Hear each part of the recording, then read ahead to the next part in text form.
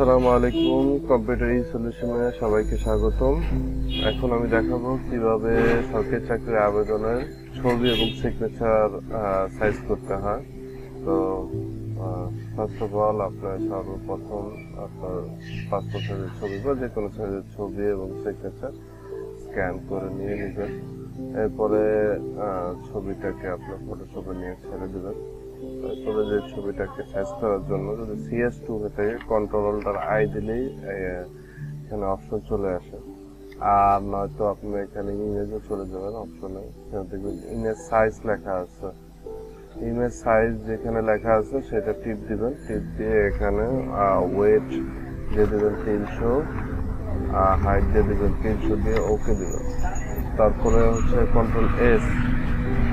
এরপর ছবির কাজ শেষ। ছবির কাজের পরে সিগনেচারটা ক্রপ করে নেবেন। সিগনেচারটা আপনার যে সাইজ দরকার আনুমানিক একটা সাইজ ভাবে কেটে নেবেন। এরপরে এটাও একইভাবে ইমেজ সাইজে চলে যাবেন। 300 × 80, ওকে। তারপরে দেন কন্ট্রোল S। জাস্ট এইভাবেই আপনার ফটোশপের মাধ্যমে ছবি এবং সিগনেচার আপনি রিসার্চ করতে পারবেন।